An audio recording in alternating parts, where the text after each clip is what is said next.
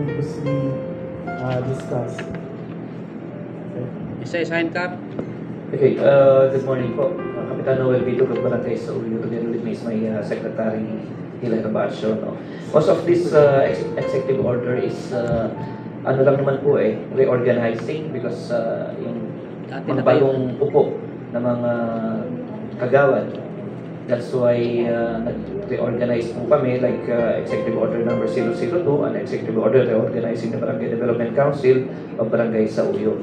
Dahil po naging bago na po yung council. Sandali lang ka. Yes, po. Bagong upo si Kap, di ba? No, second term po. Second. Mga kagawad lang po. Nagbago po. Okay. Reorganizing. Tama. Tuloy. Okay. Executive Order number 003 and Executive Order constituting the Barangay Disaster Risk Reduction and Management Council. Ganon din po. Nagbago lang din po. Nagbago ng mga members. Executive Order number 004, series of 2023, an Executive Order on the reorganizing the Barangay Peace and Order Committee or BPOC of Barangay sa Uyo. Same lang din po. Executive Order number 005, series of 2023, revitalizing of the Barangay Anti-Drug Abuse Council. Ganun din po, bago po mga members. Kap, Yes po. bakit revitalizing? Bakit? Mahina na ba yung revitalizing? Hindi, tanong ko lang yun. Singin ka na naman sa akin. Okay, proceed. Okay, Executive Order number 005-A, series of 2023, an order re-establishing the Barangay Council for the protection of children.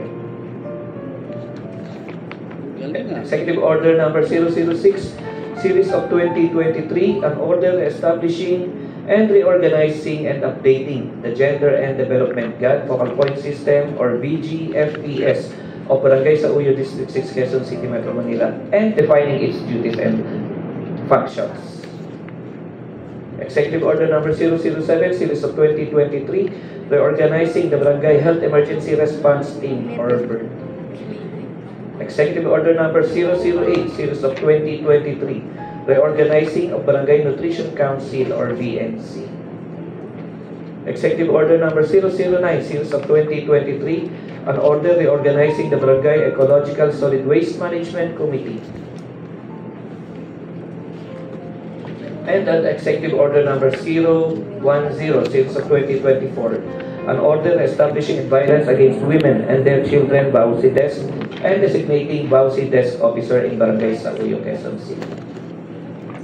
Mr. Chair, no further discussion. Mr. Chair, I move that we approve Executive Order number 2, number 3, number 4, number 5, number 5-A, number 6,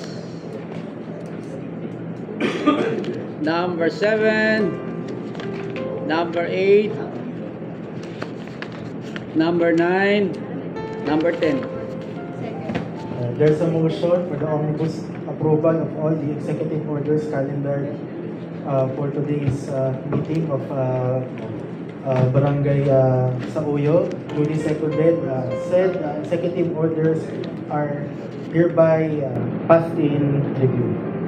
Thank you, Honorable Chairs. Thank you po. Next, May tatlo pa. Barangay Ordinance number 002, series of 2024. An ordinance creating the official seal of Barangay sa Uyo and prescribing penalties for unauthorized use. Apo ng Barangay Bito. Okay, sorry po, hindi nakarating po yung kagawad na nag-introduce po nito, yung proponent po.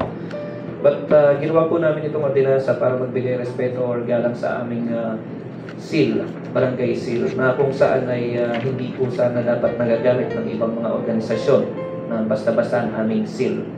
At binigyan po namin ng mga sanction po or penalties.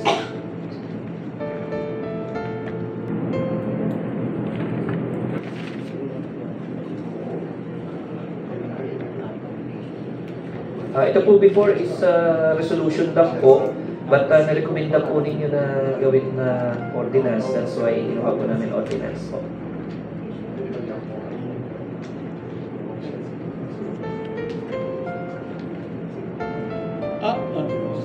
Mr. Chair, Yes, please proceed.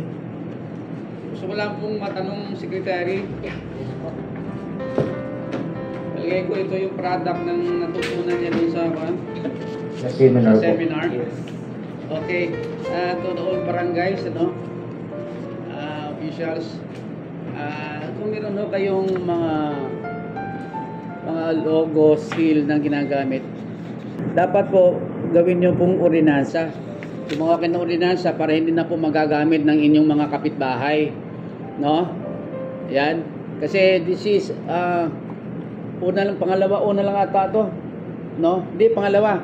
Yung Barangay Batasan Hills, di ba? Meron na sila? Meron pa, Tandang Sura. Tandang Sura.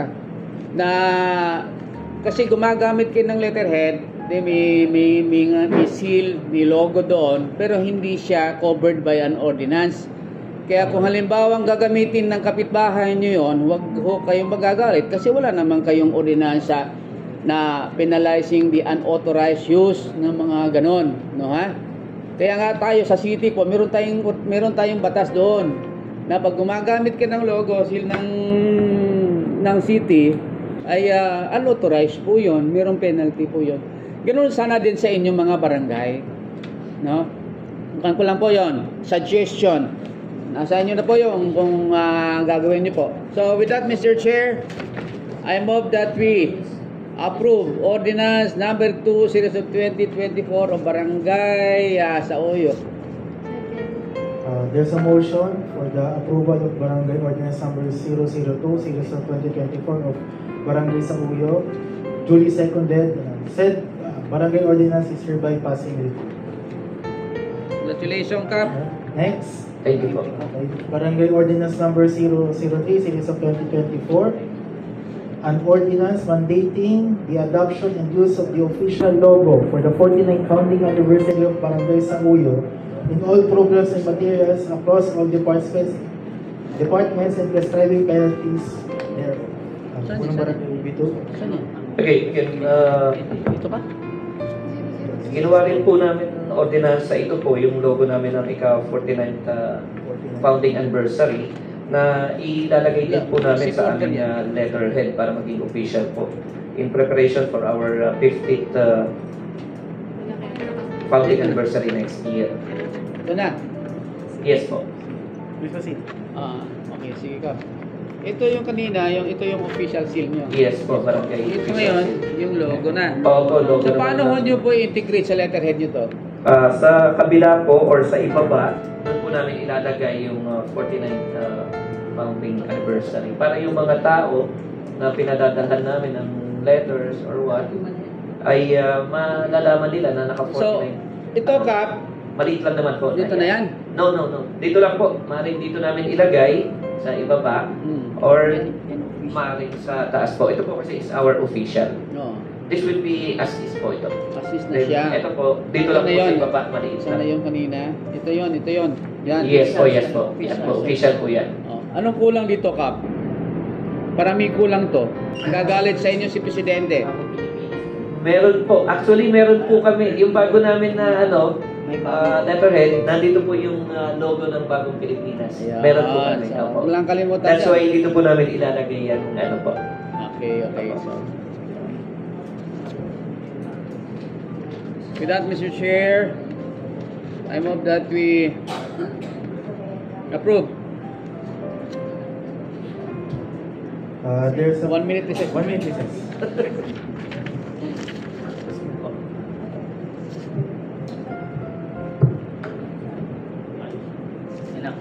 With that, Mr. Chair, I move that we approve.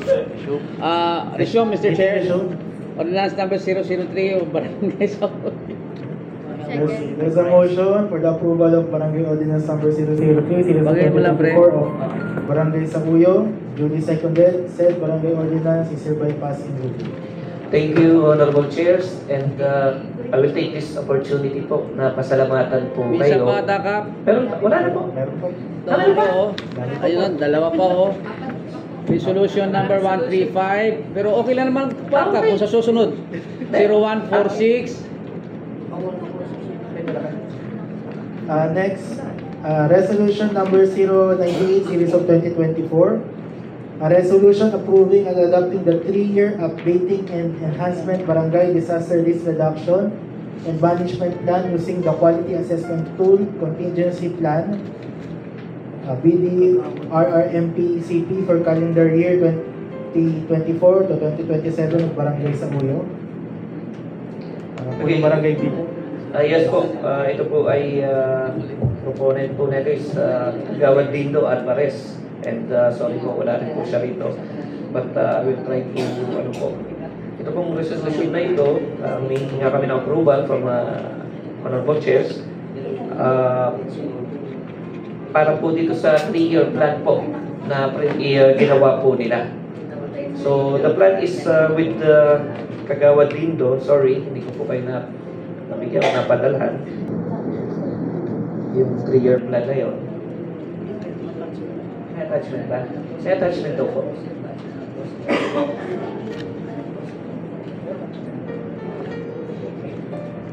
Wala daw ka. Or Submit nyo lang yung copy. pwedeng i-ano po namin. Submit nyo lang po yung one. Tapos, sino ba ang ganito? Kagawad? Dito, Kagawad Dindo. Meron revise kasi naisa lang na naisa lang na tapos nirevise with attachment yung barangay BDRR plan. Inaisa lang na to tapos although nga lang na yan yung i-attach yung plan. So anong kulang? Di-defer na lang? Oo, para sila na po. Okay. So how about yung itong 134? 134 recognize.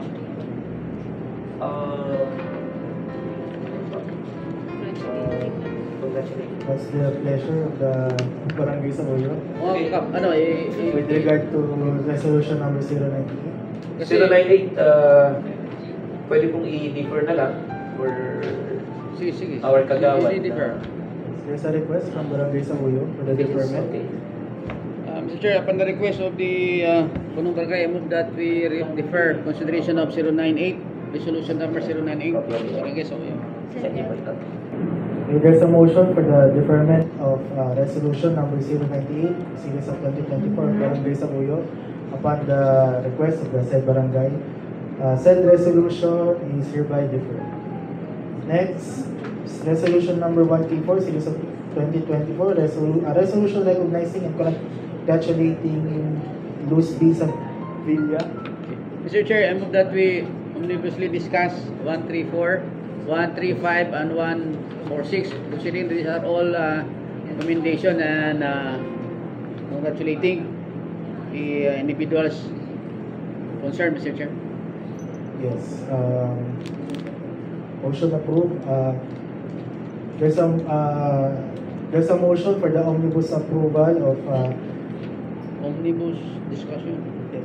for the omnibus discussion of resolution number 134, 135, and 146, all series of 2024 of Barangay Samuyo.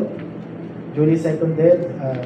Said resolutions are hereby discussed omnibusly. Punong Barangay dito. Okay, thank you for again.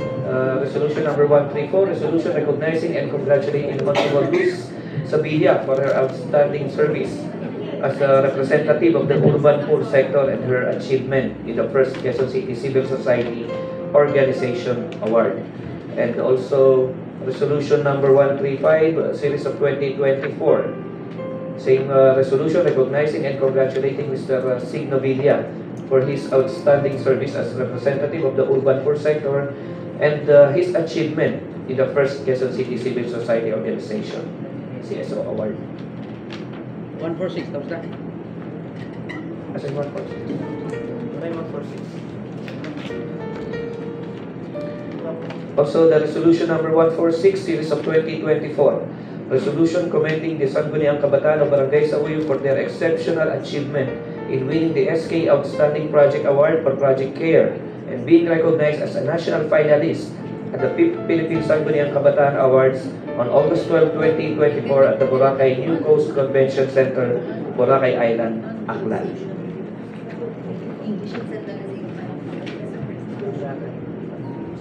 Mr. Chair, Yes, please proceed. considering that these are all resolutions regarding the granting of giving recognition and congratulations to the individuals, I move that we approve resolution number 134, 135, and 146 Barangay Sauyo. There's a motion for the approval of resolution numbers 134, 135, and 146, all series of 2024 of Barangay Sauyo. Duly seconded. Said barangay resolutions are hereby passed in review on this.